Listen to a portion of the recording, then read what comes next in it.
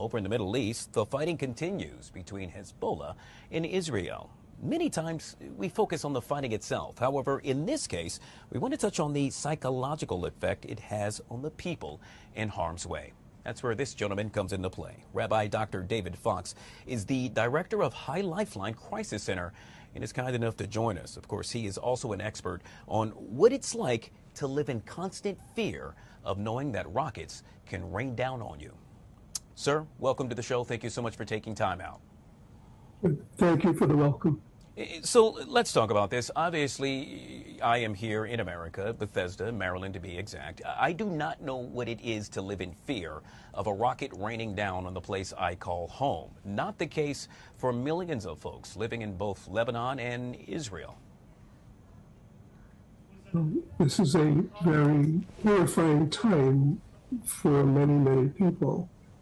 And speaking specifically right now about the residents of Israel, they are as a nation a resilient people. They are accustomed to living in threat of danger.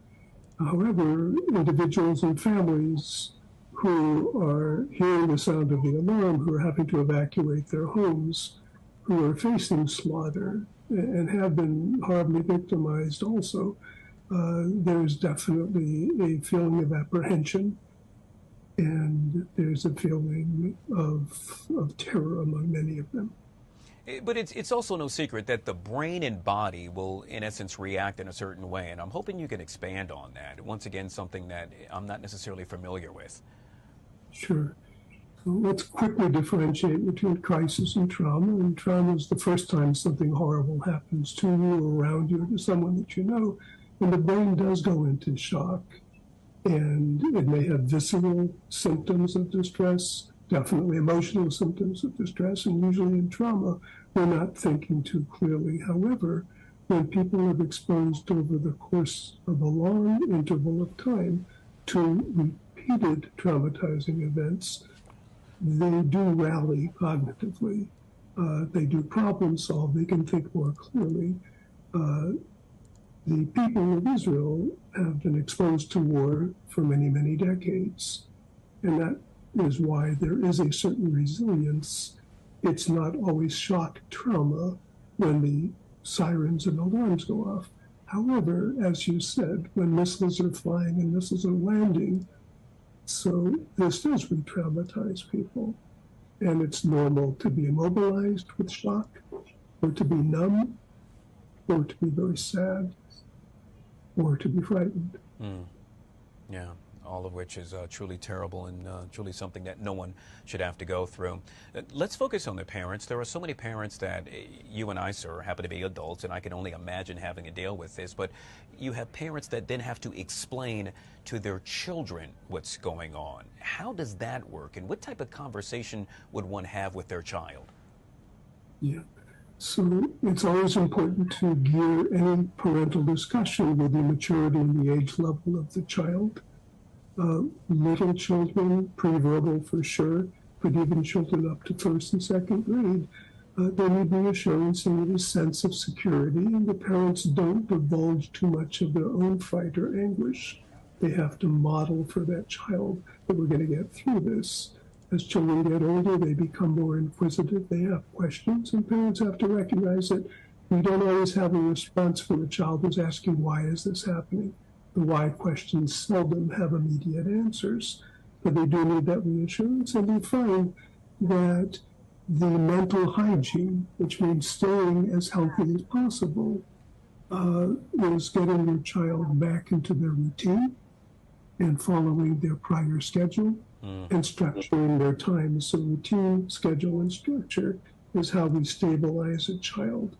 Of course, giving them reassurance and support, and always remembering that if the child expresses an emotion, to validate it and not try to talk them out of what they're feeling. They'll have a lot more mileage with a child if you endorse what they're feeling, rather than to tell them that they should grow up or not worry about things.